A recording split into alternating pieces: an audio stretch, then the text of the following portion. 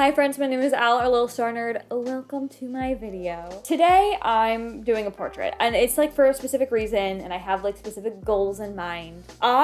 For a reason, I have been looking back at a lot of my old portraits and I've been doing portraits very recently. And it made me realize that like I haven't made any portraits that I'm really proud of in the past year or so. And I was like looking at old portraits and I was just realizing how good I think they are and how excited I am about those ones. And it made me a little sad because I feel like the roots of my art career stem from portraiture. Like I would consider myself, at one point I would have considered myself a portrait artist. So the fact that I have like so few portraits recently to like show for it makes me sad. The reason all this came about is because I actually just completed a Skillshare course and it's going live February 27th and it's all about my approach to portraiture. It's obviously not out yet. This is like a little teaser and upcut, like to let you know it's coming. In the next video, it should be out by then. So in that video, I'll have like links and stuff. And the day it comes out on my Instagram, I'll link to it if you're interested. But yeah, it's all about how I do portraiture and like my approach to it and how to have fun with it, basically. For the class, I was looking back at old portraits I had done to use as examples for the class. And I was like, wow, like I really like these. Like I know I have this within me. And I just like haven't done that lately. And so I had to do it again for making the class. And that class really reignited like that spark of like passion for portraiture because I was talking about my passion for portraiture and it just reminded me that like I have been missing this key element of like excitement and love.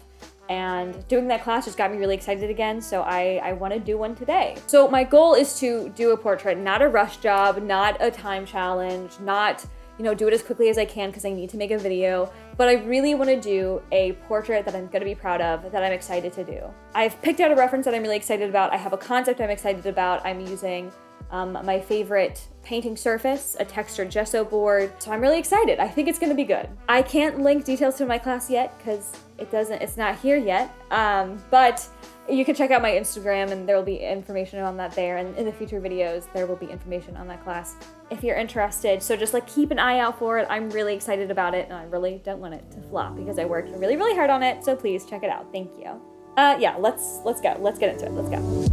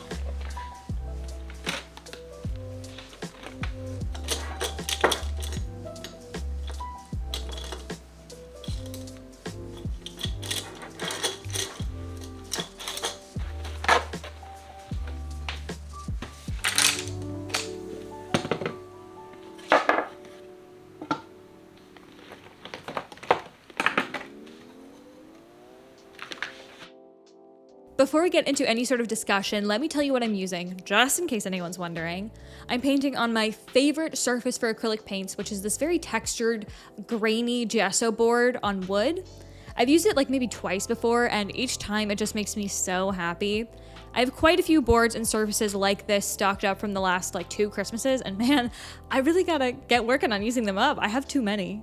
And then obviously I'm using acrylic paint. I did add the neon red this time to my palette just for funsies, and I'm so glad I did. I got a few comments on some previous videos warning that like neons fade, which I was aware of, and frankly, I don't care. I swear, I'm such a lazy artist. I know it's bad.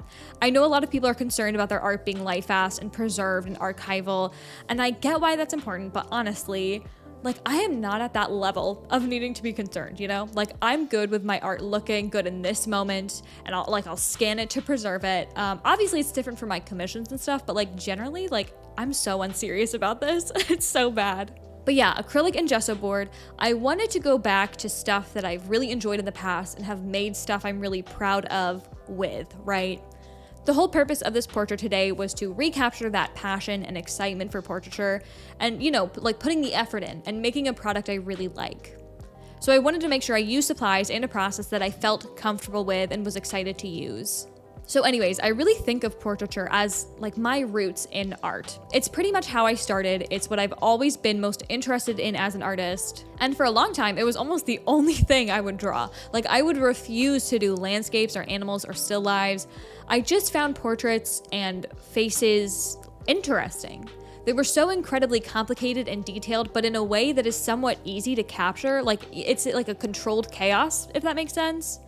Like, I could visually understand and know how to represent the pores and wrinkles on a person's face in a way I have never been able to understand thousands of small flowers in a field. Faces have always just made sense to me in a way most other subjects don't. I've been doing portraiture for a long time at this point. If I didn't enjoy experimentation so much now, I would happily call myself a portrait artist.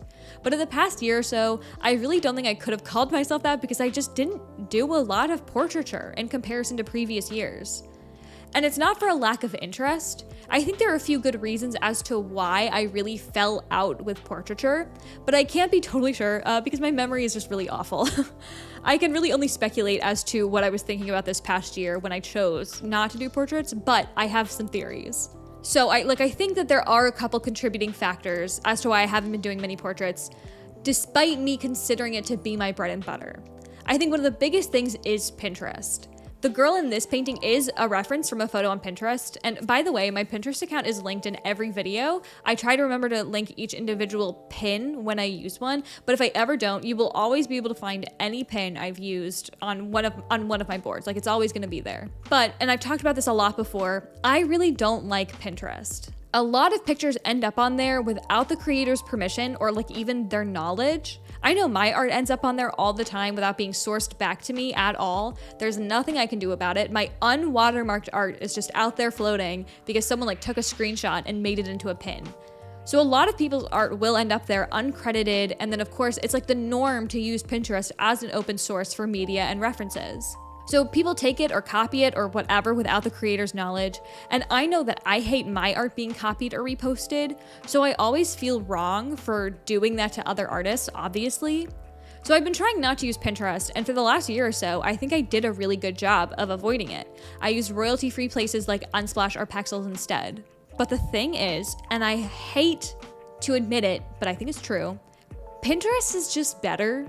The portraits I found on royalty-free sites are boring or weird. I swear, they are genuinely just like uninteresting. They're painfully over-edited at sometimes, like blurry, and just like they feel awkward and soulless. The photos on Pinterest are just better, and there's a lot more options. But they're better because it's artists like making their original art rather than artists knowing that they're making royalty-free stuff, right? So like, it's hard, you know, it's a moral battle. Because only having really shitty stock photos as reference sent my inspiration into a fiery hellhole. It felt so pointless to do portraits when I knew I didn't even like my options for references. So it's like, do I make art I love even though the cost is ripping people off? Like, that's hypocritical of me. But I want to get better at using these pictures as inspiration and jumping off points, which is honestly hard for faces though, because like I need the reference for the anatomy. You know, it's not like it's concept art. Like, I kind of need the reference. I also really try to stay away from artsy photos on Pinterest, so I try to pick really generic portraits that seem like they're either jewelry ads or they could be stock photos in an attempt to not rip off like an artist's vision. Does that make sense? So in this piece, I feel kind of okay about it because I did change the face up, I added elements, and the pin itself was literally just a girl's face. It's not some artsy editorial piece to where I'm ripping off an idea. I also do want to point out, I know that taking my own references is an option, but I can't currently pay for that. I don't want to just use myself, and I don't want to keep using, like, I have my friends do it sometimes. I don't want to keep using the same faces over and over and over again, so that's not always an option. I think another reason was my Etsy shop grew, and I realized there isn't a huge market for random people's faces. If I find some random person's face online and draw them, like, who really wants that hanging up on their wall? I can't sell that in a market or as a print online to the average person. They might sell as like an original online to you guys, but the draw for that is that it's my art, right? It's my original art. It's not the random person's face that makes you want to buy it. So realizing that I would be doing these pieces and then would have nothing to do with them made me think, like, maybe this is a waste of time. Maybe I should prioritize sellable art. I think the main solution to that problem is to continue doing what I did today, which is like adding an element of some sort that makes it more of a piece than a portrait. In this case, the goldfish. Like, those fish give this piece like a thing, right? Like a story. It's art rather than just a picture of a girl. And I think the final main reason for falling off portraiture is that I was already good at it. Which sounds silly, but I've spent a lot of time this last year or so focusing on getting out of my comfort zone, broadening my horizons, trying new things, facing fears. And one thing that I have always felt confident in is portraiture. I haven't felt the need to practice portraits in a long time. And so I felt really good about setting it aside, knowing I could always come back to it and would never not be good at it, while I went on to learn other stuff and explore other areas, you know? It was something I didn't feel the need to constantly nourish like with other areas of my art. So I was like confident and I wasn't worried about it, so I could leave it alone for a while. And I think that's fine. I think that was mostly true. I think if I had waited any longer, it might have been a different story. My Skillshare class was honestly a great way to remind myself why I love portraiture so much. I walked through my process with portraits in the class, obviously, and it just reminded me how much love I'm supposed to be putting into these portraits. And I've been really missing that step, I think. So the class was a great way to reconnect with portraiture and get me re-inspired and excited again. And the class made me realize, like, I think of portraits as such a large part of my artistic identity, and I've been really missing that part of me, whether I knew it or not. And looking back at my old portraits when getting ready for the class really drove home that the portraits I have been doing are missing the time and love my portraits used to have. And so with this portrait, that's really what I wanted to capture. I went into this portrait with the intention that I would actually spend real time and real effort and real love into this painting. So let's talk about the process of this piece, which I based off 2 previous acrylic portraits I really loved from like maybe a few years ago, maybe 1 year ago. Obviously, I sketched it out because I cannot go without a sketch ever. I covered it in neon red, then I went in with a large flat brush. I started with midtones and basically really roughly started blocking in areas. I really like using flat brushes for acrylic portraits because otherwise I would get so overwhelmed with how much area I need to paint and blend and all the different tones. So blocking stuff in with a large brush and having those hard edges from strokes that can create forced me to like embrace a more stylized portrait. Because like I said, otherwise I would get stuck going tiny stroke by tiny stroke to make sure I get every little color variation in there. So I go in with that big brush to get down base colors and basically just keep layering it until I've got all the colors I want in there. Then I go in with a smaller flat brush and I get a bit more detailed, and then I go in with a small round detail brush to put those details in on top. And that's one of my favorite like little cheats. It doesn't matter how messy and blocky the skin and the overall portrait is, when you go back in on top with the like really fine details, it totally camouflages how unfinished everything else is. It's crazy. And of course I added freckles because they make every portrait adorable and just feel more finished. And then my favorite part was the highlights. Shut up, I love adding highlights. I love unnecessary highlights, like, oh my God, so yummy. And with those final touches, I was done. Okay, she's done, and I'm really, really happy with it. I'm happy. I've been feeling really good about the art that I've been making lately, and it's because I'm like putting time and effort in. I feel like for a while there I was in a slump where I just was not putting time and effort into my pieces. Like I was just doing stuff to do art, which I don't think is always a bad thing. Like I still enjoy the process, but it wasn't making results that I was like proud of. But like lately that's been like a goal, is to make stuff that I'm actually like happy with at the end. And I succeeded. But yeah, I set out to like reignite my passion, to prove to myself that I still have it within me to make something that I'm really, really proud of. And to do like just a really good portrait. And I think I did that. I also love the fish. Low-key, I think I slayed the fish. I didn't have high hopes. This is not something I normally do. but I think I slayed. I am really ready to keep doing portraits like this, hopefully on a semi-regular basis. I never was cranking these out like once a month, but I would like to do this more often because like I said, I consider myself in some way a portrait artist, and I would really like for that to be true. Also, I don't think you can tell. If you see like right here, there's some black. The second I finished it, I was cleaning up and I dropped the painting face down into my wet paint palette. And pure panic. I was so upset. You can see there's like a big splotch of brown on her ear that I didn't catch soon enough, so I couldn't get it off. Between her eyes and her nose was just red paint. There was black down here. There was yellow and orange up here. It was a disaster. I think it's meant to be the fact that I was able to save it, I think that this whole painting was meant to be. But yeah, that's my video. I had such a great time doing this. It really got me excited, and it just filled me with a lot of love for art again. And sometimes I don't always feel that, so that was really exciting. Thank you for watching. I hope you enjoyed. If you did, like, comment, subscribe, the whole shebang. Keep an eye out for my Skillshare class, because like I said, I worked really hard on it, and I really would like that to pay off in some way, shape, or form. I'll see you next time. Go check out my Skillshare class that doesn't exist yet. Take a selfie and go do some art.